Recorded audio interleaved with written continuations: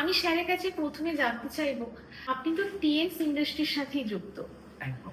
এবং আমি শুনলাম আপনি অলরেডি নিজেই প্রথম বলেছেন যে আপনার কিন্তু টিএনস ইন্ডাস্ট্রিতে 8 বছরের জার্নি। তো আমি জানতে চাইবো আপনার কাছে যে এই 8 বছরের টিএনস ইন্ডাস্ট্রিতে অ্যাকচুয়ালি আপনার কি অ্যাচিভমেন্ট?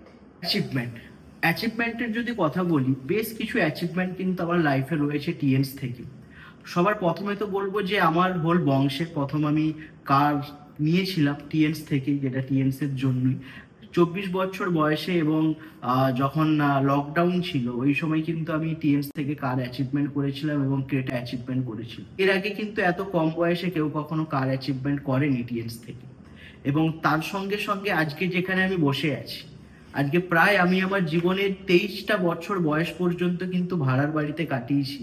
তারপরে কিন্তু আজকে বসে আছি আমার একটা নিজের বাড়িতে, যেখানে আজকে শুট করছি, যেটা আমার স্টুডিও, সেটাও কিন্তু আজকে আমার বাড়ির মধ্যেই প্রেজেন্ট রয়েছে।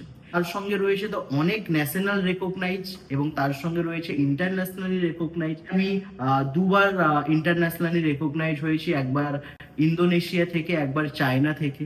সঙ্গে আরো একটা প্রাউড ফিল করার জায়গা, যেটা হচ্ছে টিএনস এর ইন্ডাস্ট্রিতে, মানে চায়নার হেডকোয়ার্টারে, যেখানে কিন্তু অ্যাজ পার সিলভার লায়ন হিসাবে আমার কিন্তু পিকচার এবং নাম রয়েছে চায়নার মিউজিয়ামে, যেটা সত্যি খুব বড় একটা প্রাউড ফিলের জায়গা আমার মনে হয়।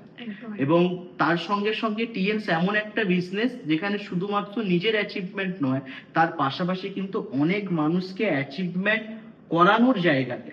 এবং সেখান থেকে এখন পর্যন্ত প্রায় 25 জন মানুষ কিন্তু আমাদের অল ওভার টিম থেকে কিন্তু কার অ্যাচিভমেন্ট করেছে, মানে আমাদের ডিভাই টিম থেকে, ইউনিট থেকে। একদম।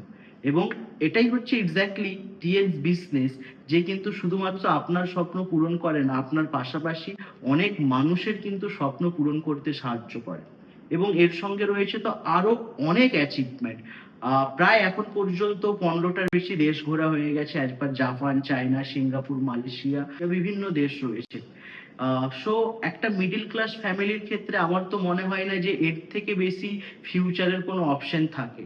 তো কোথাও না কোথাও টিএনস ছিল বলেই হয়তো এতটা ভবিষ্যৎ এখন পর্যন্ত করতে পেরেছি। এরপরে তো আরো অনেক কিছু বাকি রয়েছে। সত্যি অনেক কিছু অ্যাচিভমেন্ট।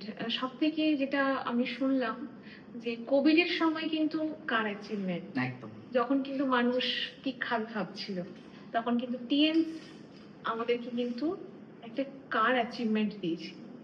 এবং তার সাথে সাথে এই কম বয়সে কিন্তু যা কিছুই হয়েছে সমস্ত কিন্তু টিএনস এর হাত ধরে।